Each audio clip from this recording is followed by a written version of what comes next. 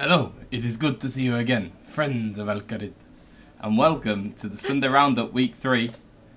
And I'm actually here this week, Glenn. How excited are you? Yay! That means I haven't had to do anything. You've not had to Woohoo! bodge up some work out of nowhere and have no graphics and beg for them, and we've actually got it going. I was going to Vexy and Nubcake got me out of a massive hole last week, so thank you very much I'd again. say they only got you partially out the hole. The rest of the work you had to do by yourself, and you didn't bother doing it. So, but yeah, we have some interesting stats and stuff to round up with you guys. We'll go through. It's been quite an interesting other week in things. a couple of the leagues in particular. Well, it's been 2 weeks for me, so I haven't seen the stats in like 2 weeks. So it'll be interesting for sure.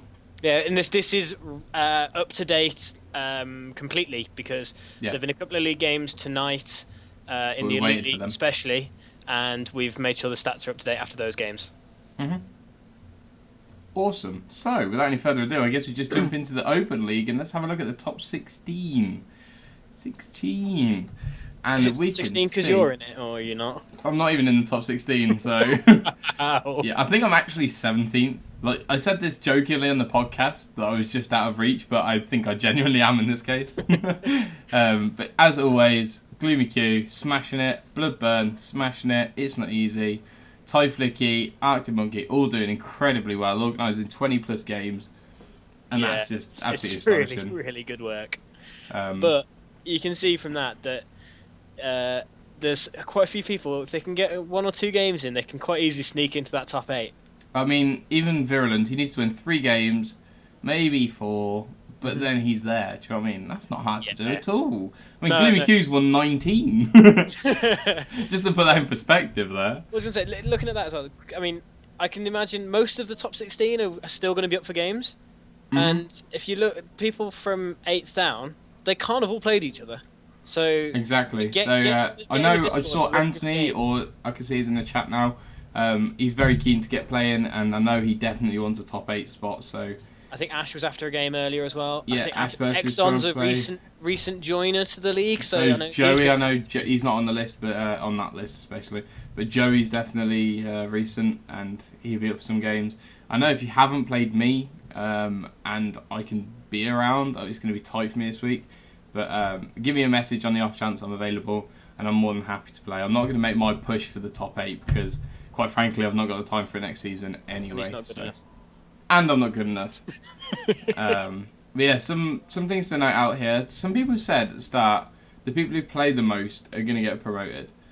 And I said, maybe that's true. And if you look, it's kind of followed that pattern, except for Anthony's kind of the outlier. The problem is, the people who have played the most have a massive gap to them that haven't played quite as much. I think if more people had played a few more games, we'd see some people with incredible win rates, like Spivriag. Yeah, I mean, he's 6-2, and he could just be outside. top if he just plays a few more games. Like, comparatively, his win rate is absolutely incredible. Yeah. I mean, again, as well, I want to point out the standard of this league. Like, considering we really didn't know what to expect when we set this up. Mm-hmm. Because there was obviously potentially some very strong players here, as well as potentially a lot of noobs. So there could have been a wide disparity in quality here, but there isn't. Everyone here is seriously good. I mean, all the way down. Look, Ash in 12th. I know he's a very, very strong player. Well, he's my competitor in the Community Cup, so... Go on, Ash. Xdon, he's literally just joined the league, rattled off 7 games in a week, I think, and he's just outside the top 8. All it takes is just a little late run before Sunday, get yourself to that top 8, and then you're 1 game away from promotion. Right, so, I just want to clear something up quickly. The next season, there are going to be rule changes, especially for the Open tier. We found some things that are kind of made the league a bit unplayable at times. We think it's been a massive success as a whole, but as is like the last one before the season end, we decided that we should start talking about rule change and stuff like that. So just for the people in the Open tier mainly, the games next season and stuff are going to be much better. We've listened to some things that you've said, and we completely agree. So we saw the first 2 weeks, especially, everyone was hammering games out left, right, and centre, And we have definitely noticed over the past week, the guys at the top have all played each other already, and they're struggling to find games now. I think Gloomy's only actually got a potential, another 10 games left he could play. Not even if he can get hold of people. Well, so we've on the website we've removed all the people that haven't played any games because, as far as we're aware, they're not going to be playing anymore. And if they want to play more, they'll obviously join the league. We'll add them on. But for now they've been removed. So I think if Gloomy Q thinks nearly played everyone. We do want to try and make it a bit, because a couple of concerns have come in that someone like Gloomy, who, fair play, he got on it straight away in this league and went organising games right from day one, and he's managed to get games against people who have then disappeared and not wanted to play anymore. So he's kind of had a little bit of advantage in a couple of situations where he's potentially got a win and no one else can play that guy. Yeah, there's a few people that have only played one game against him and they lost. There's a couple of rules we've spoke about and agreed on today that we'll be announcing after the end of this season that will hopefully fix this. I want to pick that up. Just the new rule sets and stuff. We're going to make videos so we're going to make a general rules video that will apply to all divisions, and then we'll also make videos for the open tier, the premier tiers and the elite tiers. So basically, whatever league you're in, you watch. You're in. But whatever league you are in, you will watch that video and you'll know the rules then. And hopefully it's going to make it a lot clearer for... I know some of the open tier people struggled with what they actually had to do.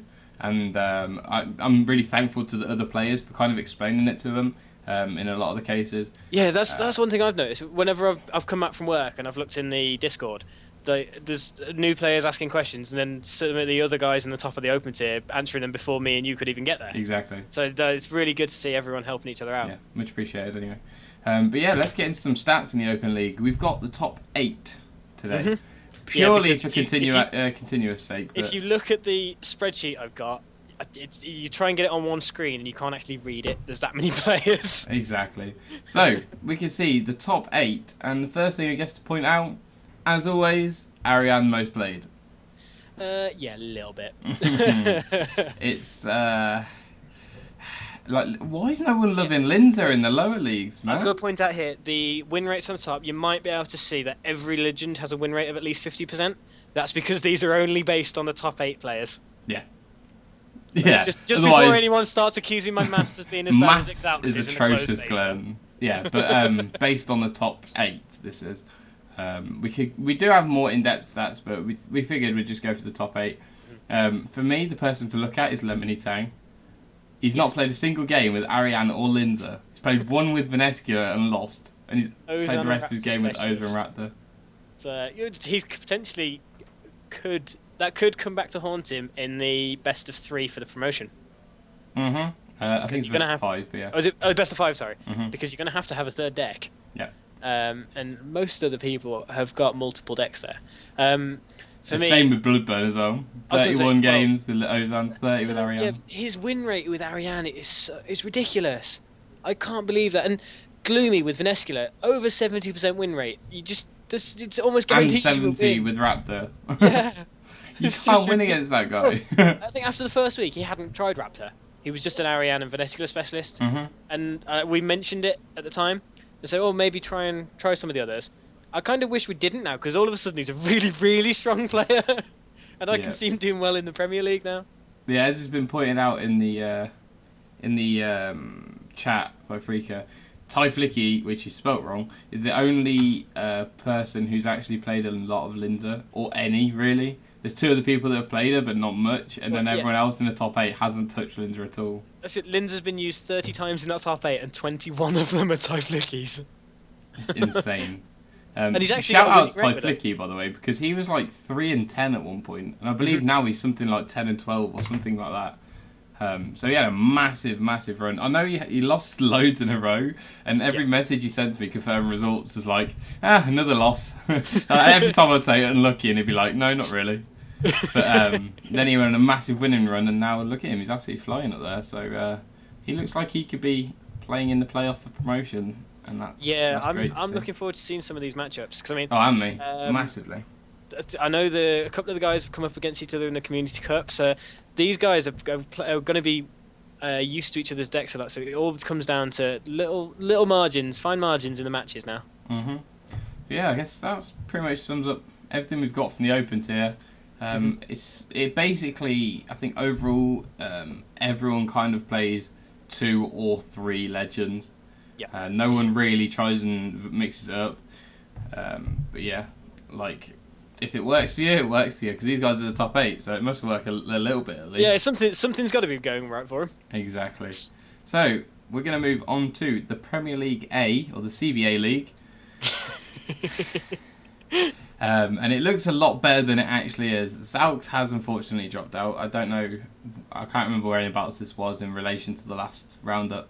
But Zaux has unfortunately dropped out because of other commitments with setting up a new business and stuff. I don't know if he minds us mentioning that, but it's happened, so deal with it. We will have to pay for the sponsored plug though. But shout out to Musher for actually playing all of his games. Yes.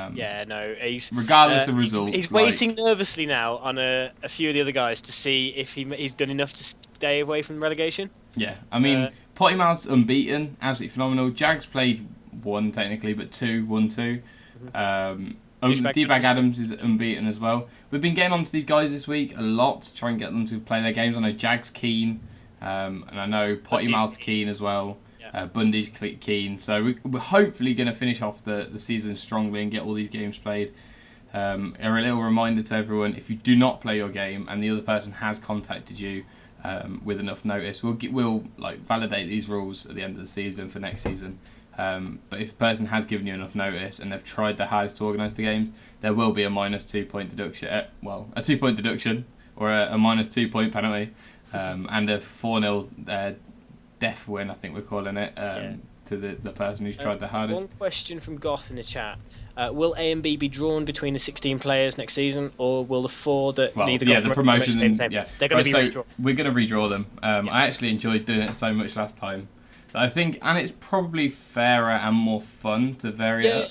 It means you've got a better chance of coming up against someone new in the next season if you're still in the same tier. I mean, the 4 people that go up could potentially all go in the same league. So, yes, yeah. But yeah, it's completely in the air, and it's going to be great. Yeah, we're looking forward to seeing the high-tech FA Cup style draw that Ryan does. It was Make sure awesome. You lift that jug. Come on, lift the jug and fill the leagues with them sweet, sweet people. Wow. But yeah, let's move on to the stats of the Premier A. There's not a whole lot going on here, so if you just want to take this away. A couple of things to mention with Musher. Definitely, we know he's a good Raptor player. He's pretty steady with a lot of them. Steadily bad, I would argue. Nothing really stands out. Again, with everyone else, there's really not a lot of information to go on. Bryo's got a really good record with 3 of his legends, and then Ariane kind of lets him down. And I think he might regret this, losing 4-0 to Musher, actually. That could cost him quite badly at the end of the season. Because he's done really well since then, but might cost him. Question from Revs: how does promotion work? Basically, from the playoffs, from the open tier, when we finish, the top 8 will go into playoffs. So first will play 8th, second will play 7th, third will play 6th, fourth will play 5th. And they will all be best of 5s. And the winners of each of those games will earn promotion to the Premier tier. The bottom 2 from the Premier tiers will both go down. Yep, they're both automatically down into the open tier. So as you'll see in the next division, we've already got that confirmed, but no spoilers. Then the people who win the Premier A and Premier B will automatically get promoted to the Elite League, and then the people who finish second in each of the Premier divisions will play off. It will play off against either the 5th or the 6th place finisher in the Elite League. Yeah, the bottom 2 from the Elite League will also go down to the Premier Division. So it's a good little bit of chopping and changing. That's also subject to change. Just want to throw that out there that nothing's set in stone yet. We're going to do this for the first season and see how it works. And make sure that the leagues don't get too stagnant. Make sure that people are getting rewarded for how well they do.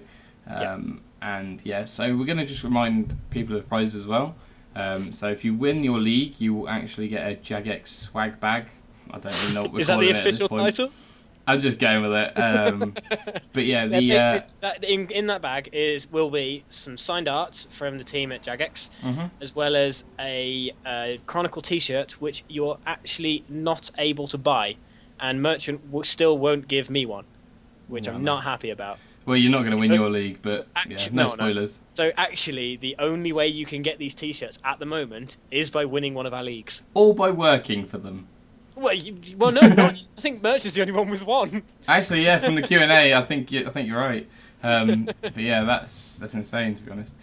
One thing about the Premier A, have you noticed how many games each Legends played? It's like 6 really games between it. Yeah, it's absolutely insane. But Ariane with a struggling win rate, and Veneskia also. It's a bit surprising to me. Yeah, definitely. I mean, if you look when we get to the end, you see the overall win rates for each legend. That doesn't tally up with the rest of the leagues. But yeah, right. With that, we'll move on to Premier B, and you can see this is where all the action's been going on. I love this. Like, it's nearly finished. There's only one person yet to play their games realistically. Like, obviously it's 4, but they're all down to Freaker. Like, fair play to him. He's done well to get his games organised so far, and he's made the league exciting by playing them from bottom up. Like, he's almost been climbing a ladder. So we'll first start, I guess, with the bottom before we get into the top. So Kishak unfortunately dropped out. We had that a few weeks ago. But Game Grime has just narrowly missed out, and he's unfortunately going to be relegated to the Open Division. To be fair to him, after being 0-4 after his first 4 games, to come back with a win and 2 draws, he was so close to surviving. I mean, the last game was against Goth, and we watched it. He won the first game, and then it was a best of 3 then to see who went down. Yeah. And unfortunately for Game Grime, I guess Goth took it 2-1, so she will be remaining in the Premier League. I do encourage all of you to go over to Game Grime's channel after this show, because he's uploaded a highlight from the last game against Goth, and let's just say Ogre Brew can be hilarious. It's awful. Come on, Glenn. But I agree. It's a terrible, terrible card, but it was hilarious. I won't spoil exactly. You need to definitely watch that. It's hilarious. He's also posted on his YouTube channel if you can find that. But anyway, moving up the league, we have Goth Girl finishing 6th and SOCOM finishing in 5th. So they've confirmed their spots in the Premier League. Yeah, they're staying in the Premier League for the next year. But the next 4, anyone can finish top 2. Yeah, next year? Jesus. But yeah, the top 4, any one of them can finish top 2. Yeah. Any combination. There's no one that's guaranteed this spot yet, and it's all exciting. The only thing that is confirmed is Snowwolf cannot win the title. Yeah. That's the only thing. Because if he wins, mathematically he can't actually take the title. So that's unfortunate. But yeah, I know Freak is organising his games, and good luck, sir. That's all I have to say. I'm looking forward to watching these this week. Who's your money on? I'm going to stick with Vitus. I think he only needs a draw against Freaker, I think, to take it. No. Then Freaker can beat Tank and Snowy and win the league. It's all over the place, to be honest. Oh, there's a wild merchant in the chat. Welcome, sir. I'm gonna put all the pressure on Freaker here. My money's on him, and I know he hates. I mean, we called it at the start of the year. Yeah. I keep saying year. Start of the season, and he's lived up to expectations, going 4-0. To only drop 1 game so far, and even that, by his own admission, that was a misplay, and he should have won. So it should be 16-0 at this point. 16-0, That's insane. So my money's on him. Second place, I'm gonna go with Vitus. I'm gonna go with Vitus and Freaker, but I'm gonna go the other way around. Yeah. I think Vitus is gonna win and Freaker second. It's like this: if I manage to avoid automatic relegation, I'm not looking forward to facing any of these in the playoff. Shout out to also the view bot in the chat. Yes, thank you very much. That's perfect. At least we've got quality options, boys. Moving on to some stats for the B League, which are very well populated because of so many games being played. And we see Linza, it's actually not really played. It's a bit disappointing. She's not exactly got a terrible win rate either. No, exactly. I enjoy playing as Linza. I think she's a great champion when the decks work. And I think that's probably what's putting a lot of people off using her. Yeah, because you can break quite easily. Yeah. So, yeah, I think it's Goth Girls mainly padded out the stats for Lindsay and Game Grime. So, I think there's two things that stand out for me here. One, I'm very surprised how Goth's done with Venescula because I know she plays her so much. So I don't know if maybe that's because she got a little bit predictable because everyone knows she plays her so much. And the other thing is that one in the win column for Game Grimes Ozan. Goldzan won a competitive game. No one expected Goldzan. That's why no one teched in Redbeard Frank. I honestly didn't think that would The happen. double so bluff. Fair play.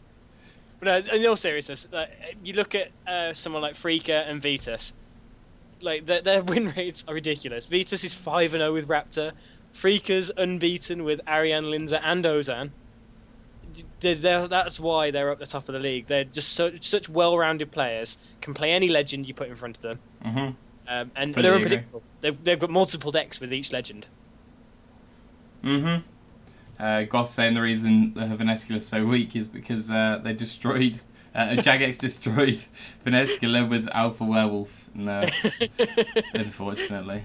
So yeah, I think that quite covers up the Premier League B. Yeah. And now we're going to get up to the Can we not? No, can we stay off this Elite League? Any particular reason you want me to stay off there, Glenn? No, not. Let's have a look and check. Can we just skip through this? It's looking bleak for you. That's what I want to start off like by this. saying. It's win or bust against Wolf now. Yep. Not confident. I think this league is entirely dependent upon if Interjection can fix his computer. If we assume Interjection can't fix his computer, then there's one automatic relegation shot alongside him, and that unfortunately it's going to be one of myself, Wolf, and YX. So one of Team Cabbage or Team Meme will be going down, and then the playoff spots. Unforgiven could still get dragged into there because Wolf can catch him. I can't still, unfortunately, because I lost to him. But yeah, so there's still a lot to play for. The games we just saw tonight, Suki managed to beat who was it? Your good memory. Suki managed to beat YX. Wolf. Oh, YX wasn't it? Yeah. 3-1. And Wolf lost to Freed. Freed managed to beat Wolf 3-1. Yeah. So I think it's between Freed and Suki for the title, and I'm gonna go with Suki. I'm gonna sit with my boy Freed. I called it from the very start, and you can go back and watch the VOD videos. I believe I said it in a video, but I said I had Freed winning it. And I know when me, Glenn, and Wolf did our predictions and worked it all out, Hang on. I had Freed winning. I've got to get in there. Merchant, I did not get 4-0'd in any of my games. In fact, I handed out the only 4-0 in this league. So even if I go down, I can still go down with pride. But yeah, YX draws with everyone like he's the only person to draw. Yeah, he's the draw master. If you play YX, you're either going to draw or win. Perfect. But yeah, this is all over the place. Like I think Freeb's going to take it personally, because he's just such a good player. Yeah. And Freeb and Suki are yet to play, I think so. But if Interjection manages to get his PC fixed in the next couple of days, he's got a really, really good chance of throwing everything. Smash out all of his games. If he can smash out all the games over the next 3 days after that. Yeah, it just throws a cat amongst the pigeons there, and then anything's possible again. And cats in pigeons, they don't mix. And I don't think most of these people will either. So let's look at the stats for the people. And here we see Venescula is just not wanted. Yeah, I know. It really surprises me. It's a bit unexpected, I think is probably the right word. That Venescula is actually a really, really strong legend. Yeah, and there's more than one way you can play as well. Doesn't see play. I mean, if you look at the people who have played us, so Glenn's got a 50% win rate. Wolf's lost only game he's played with her. Cricky's drew 2-2. YX 1-1, and Suki's the only one that's actually got a winning win rate with her. And it's like he only played one game. It's a bit. It's a little bit of a misnomer because I think she is a very strong legend. Yeah, I agree. The thing that stands out to me is Ariane. She's the strong. We'll see in a minute. She's the strongest legend across the entire league system, but at the very top tier, somehow she's the weakest. Well, we both know from playing top of gold ladder, Ariane is loved. Like, she plays with her 4-book, she plays with her pirate, and she's very strong. And then you go into competitive play, and she's just at the top tier anyway. She's just not. I don't quite understand it because she's unpredictable. All the variations are strong. I really don't get that. It's just a bit strange. I guess, as what X has put there, some people don't really want to play the cabbage cannonball Ariane.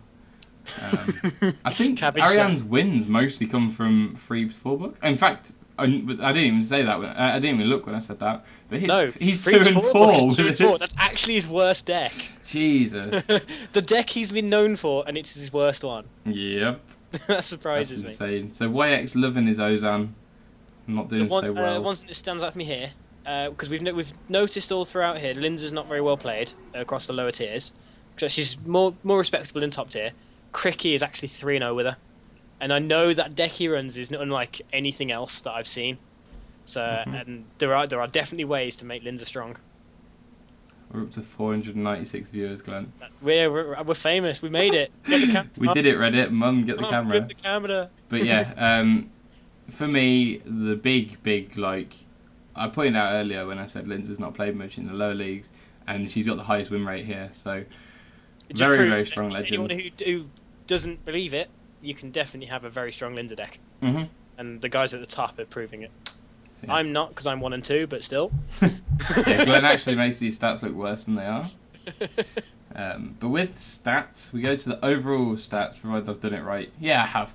And we can see the total games played with each legend, and Linza is so far behind. Yes. It hurts. She's she's 70 over 200 games off someone. But you can see the win rates, and anyone who says this game, myself included, I've said this at various points, that some of the legends seem a bit unbalanced. But anyone who says that, just point them to this stat, because look at the win rates. They range from 52.67 to 47.37%. That is incredible. Yeah, Suki, this is all leagues combined, these stats now. So that's, you can see, I think in the first week we saw Ariane was miles ahead, like absolutely miles ahead. Yeah. And now she's been kind of caught up by Veneskia, Ozan, Raptor. They've all come biting her heels. But like the win rate's just, I think they tell it all really. Yeah. Jagex has got this spot on. Yeah, it's amazing considering they got it spot on. Like when they just said, "I'll just chuck them an extra card, see if it works." I mean, we yet to do the first second imbalance for the elite division, because that's the only ones we've got VoDs for. But from memory, it's very close. Like when we first did it the first week, it was in favour of second. But since then, watching the VoDs and watching people play, first has won a few games, second has won a few, and it's kind of balancing out. So for the last week, next week, we will have stats for that. Yep. And then we'll be able to tell you if first is OP. Yep, can confirm. Yeah, so basically what we're saying is if you want to win in competitive, you play Ariane. If you want to lose, then you play Linza. Unless you're in the top tier, and then it's completely reversed. So it's complete bollocks. Broken. But yeah, there's not a lot more we can say to that. I mean, this is going into the last 5 days of the league. So just a reminder to everyone, we've got till Sunday at, what did we say, was it 4 o'clock in the afternoon? BST? Yep. To get all the games played and sent in to Ryan and myself. Preferably me. Preferably Ryan, because I'm not going to be here on Sunday until later. There you go. So yeah, that's the deadline to get all these matches played. Then on the Sunday Roundup show, we will go through all the results, we'll announce the winners of each of the leagues, and we'll also announce the playoff games that will have to be played in the next week. To clarify, we'll have a week after the season ends, so the 16th to the 22nd of May, where you'll receive your matchup and you have to organise and play that. If that's becoming an issue, then you must contact one of us to sort it out. If you've tried to contact your opponent and they just, quite frankly, haven't replied, we'll sort that out with you on a case-by-case basis. But in the event of a tie in the league for a crucial position, like I know in the Elite League, if Glenn and Wolf draw and then Interjection doesn't play any of his other games, YX and Wolf will have to play a playoff to see who goes down, gets the relegation spot, I guess. Yeah. So with them like league deciding playoffs, they will have to be played in the first day or two of that week. Just to so give them time so they can play the playoffs. Exactly. Hopefully that's not going to happen. I have faith that the leagues are all going to decide themselves. But if that does happen, there will be best of fives. All playoff games will also be best of fives, so you will need to have at least 3 decks. Yep. If you don't want to get caught out and you don't want to be countered, I advise 4 or 5. But if you're confident you can win with first 3, that'll do. Perfect. But we'll be needing it's more of a shout out screenshots to the and stuff open like tier that, here, because I know a lot of the guys have mained with 2 decks to get them to where they are. You are going to need to work on a 3rd deck in the next week or so if you're going to end up in that top 8 spot. Exactly. There is one question on the league from Eternal Mage. Not sure how the league's format of this event works. Is it possible that whoever's at the top is at the top precisely because their deck beats Ariane? No. The way each of the league games work is as soon as you win with one deck, you can't use that deck. As soon as you win with one legend, you can't use that legend again for the rest of the match. So it's conquest. That way, if there is one OP deck around, which there isn't, but if there is, you can only ever win one game with it. So that will never give anyone an advantage in this format. If you can make 4 decks that, like in the top divisions, especially where it's a set of 4 games, if you can make a deck, like 4 decks that counter like the deck that the other person plays, and they're stupid enough to play the same deck 4 times in a row, then you probably deserve to win. So we found that this is very fair, I guess is the way to describe it. And the people who deserve to win most of the time do. There's a few times where you think a little misplay and I've lost I've gone from winning the game 3-1 to drawing 2-all or drawing 2-all to losing. But that's just unfortunate, and that happens in card games. I mean, we can make the games best of 9 and stuff like that, but no one wants to play for that long. No, let's be honest. This format as well, it also encourages some mind games in this. So you're trying to predict which deck your opponent is going to lead with. And I know I've been caught out a couple of times. The game in particular against Unforgiven, every game he played, he led with Weapon Linzer. And sure enough, he led with Linzer against me. So I mulliganed to get to play against Weapon Linzer, and then he griefed me and I couldn't recover. So it's all about the mind games at the very top as well. I mean, Wolf earlier when he was playing against Freeb, he led with his Linzer deck, hoping to catch out Freeb playing, I think it was an Escalade, I think he was hoping to play. And it didn't happen, and he ended up losing that match. So it's all mind games and building good decks and trying to absolutely hammer your opponents. A little reminder as well, and I know in a lot of the games we've seen recently, we haven't seen many of the new cards, but any new cards that do come out can be used straight away if you get them. So there's no bans on any new cards as it stands. As it stands. If you get lucky and get some of the new cards in, try and tech your decks. Go ahead and do it. We want to try and encourage adaptability and deck building in this format. In the future, we will be looking for next season, especially at Ogre Brute. If it doesn't get changed, we may have to ban it. We'll have to have a word with the community and see how they feel about that, and I'll talk to Glenn as well. But we feel that it's a card that's actually ruined league games. And I think it's actually won about a quarter of all the league games in the elite division. It is just too strong. So I think we'll have a word about that. But hopefully Jagex is listening and nerfs I know again. It's definitely got the ban hammer in its crosshairs. They nerfed it last time though, and it got better. So let's hope that doesn't happen again. As you said in Discord the other day, I think the Ogre Brute's cursed. Like anything they do to it, it's just going to get better and better. So we'll see. I guess there's always one card in every game that's like that, and we've found it. Well, yeah. No, so, it will be sorted. I've got faith that we sorted quickly. Yeah, same. But yeah, I want to kind of wrap everything up. So next week we're going to have the end of season roundup where we're going to go through all the stats and stuff like that. From that, then the next week after that we'll have the playoffs, and then we'll have a roundup of the playoffs and the redraw of the Premier Leagues and the announcement of all the other leagues as well. I've not actually mentioned this to you, but we may be able to get a couple of the league winners on to ask them how they went on. Might be an idea. That'll be interesting to see anyway. But there will also, before next season, there will be videos going out entailing rules for each division and general rules to follow. Also, there'll be, I'm trying to put this in a nice way, baby friendly, I guess is the best way I can say it.